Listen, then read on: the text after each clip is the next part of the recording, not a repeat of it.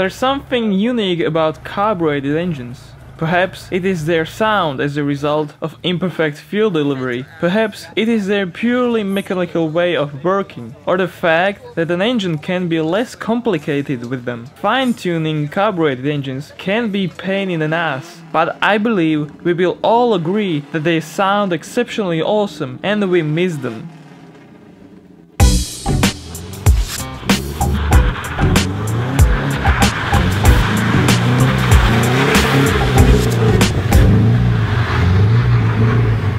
Ford Cologne V4. Also known as the Taunus V4, the Cologne V4 is, besides the Essex V4, the only V-shaped 4-cylinder Ford has ever produced. The Cologne V4 was widely utilized in Ford models as well as some other brands. In fact, it is a popular engine in Saabs, as it was also installed in numerous Swedish cars besides the 2-stroke three-banger. All engine variations were carbureted with displacements between 1200 to 1700 cc.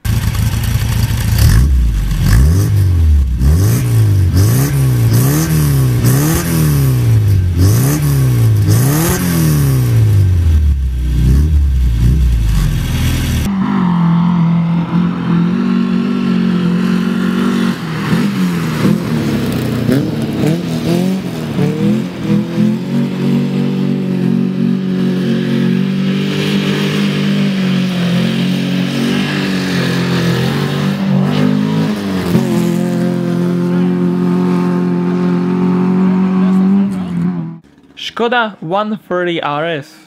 This is the all-time best Škoda racing car, thanks to its low weight of 825 kilograms / 1820 pounds. In addition to the superbly constructed chassis, not only was it fast in straight line, nobody could beat its handling capabilities in many rally championships. The tiny 1.3-liter engine featured an 8-channel cylinder head and 2 Weber twin carburetors.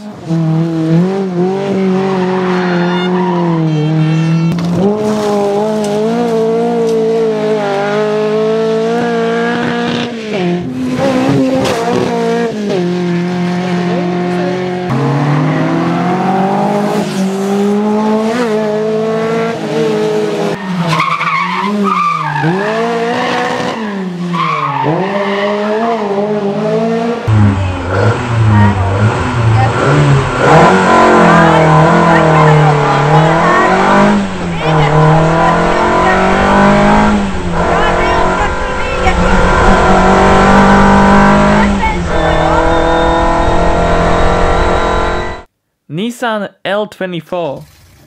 Powering the very first Z car in the 60s, the Fair Lady Z project was originally developed by both Nissan and Yamaha, but for some reason Yamaha left it. Because of this, Nissan had to engineer a new engine, the twin SU carbureted L24 inline 6. The cast iron block with a single camshaft alloy head could rev up to 7000 RPM.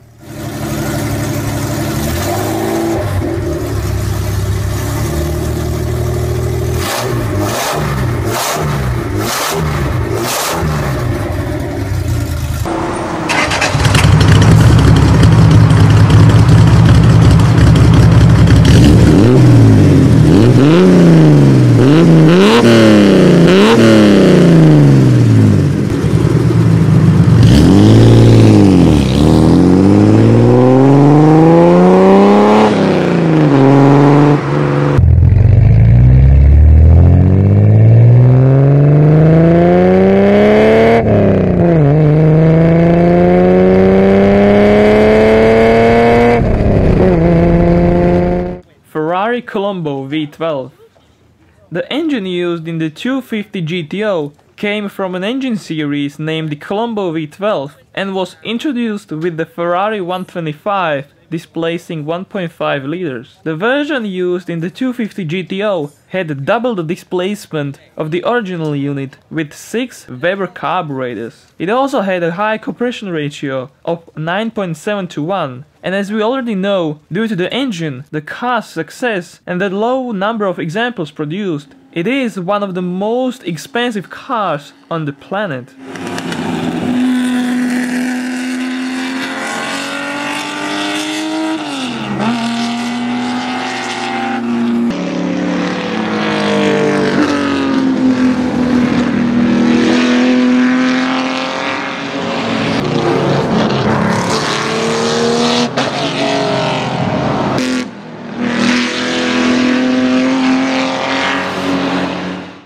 Toyota 4AGE. The 4AGE in the AE86 was not actually sold with carburetors. However, people like to swap the fuel injection for two twin carbs as they have great engine response and are easier to work on as there is no need for sensors as in the case of electronic fuel injection. This means that you should also swap your computer software for a screwdriver.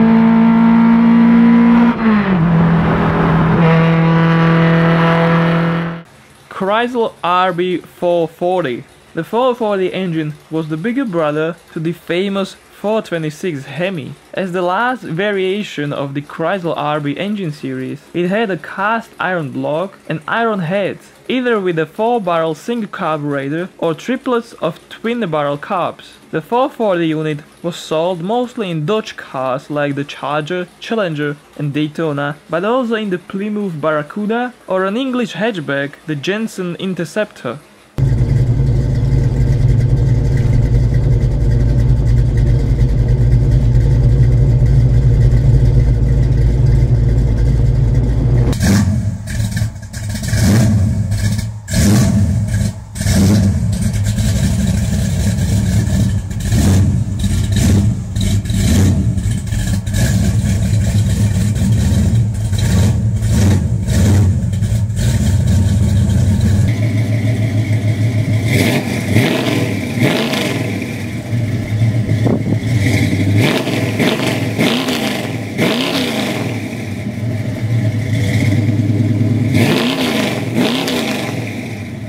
Tata V8. The 2.5-liter OHV V8 is a famous power plant across Tatra's model lineup back in the day. The engine was air-cooled, featuring hemispherical combustion chambers. The most popular application would be the T603, which is known as a luxury car. Regardless of its larger size and weight, it was utilized for racing using lighter materials and was tuned to be a more powerful engine. Speeds in excess of 200 km per hour or 124 miles per hour were recorded.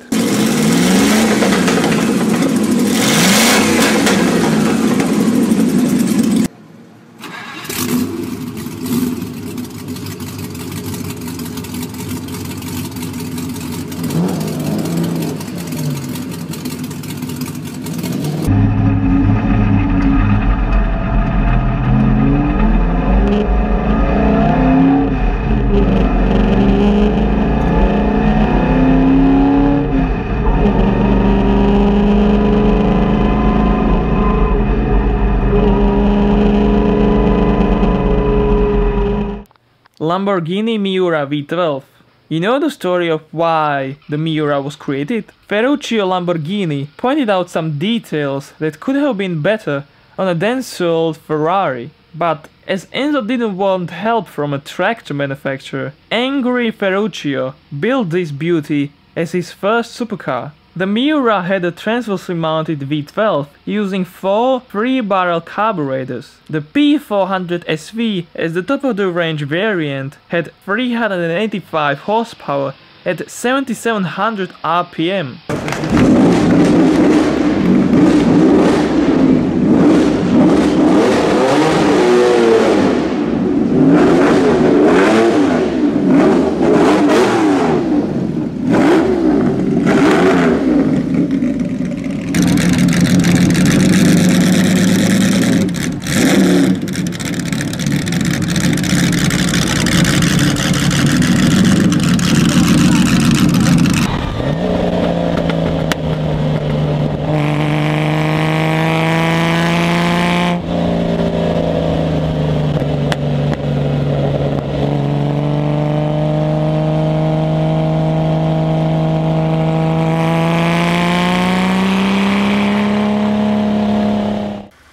Porsche 911.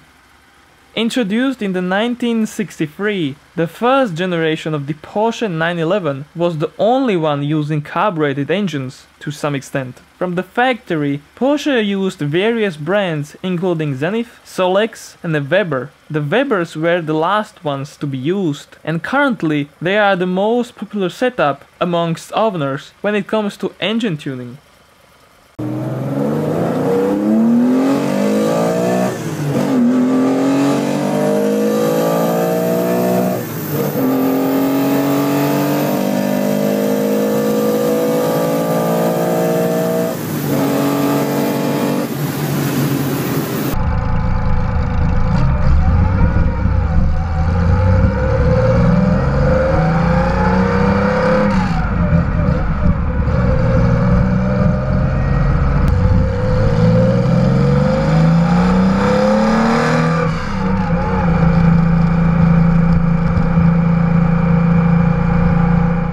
Alfa Romeo Boxer 4. When it comes to Alfa Romeo's engines, there are hardly any engines that don't sound great, but if we go a little back in time, the carbureted 4-cylinders are the best, with the exception of the Busso V6, which are quite rare. The flat 4 power units in the 33, Alpha Suit and such models sound really good. This 1.5 liter has a twin carbureted fuel delivery, and finally it made more power than the fuel injected version.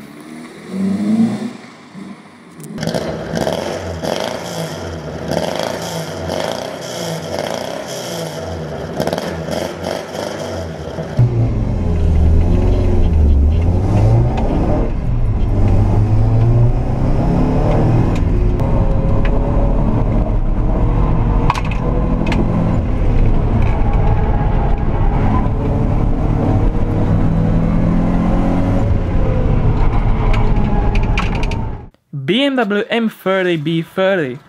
The BMW 3.0 E9 is a perfect example how a man imagines a BMW, a beautiful rear-wheel drive coupe with an inline 6. The E9 was only powered by the M30 inline 6s, of which only the smaller 2.5 and 2.8 were carbureted. The 3.0 CSI was fuel injected, however the 3.0 CS as a less powerful CSI was sold with the twin carburetor M30 B30 unit.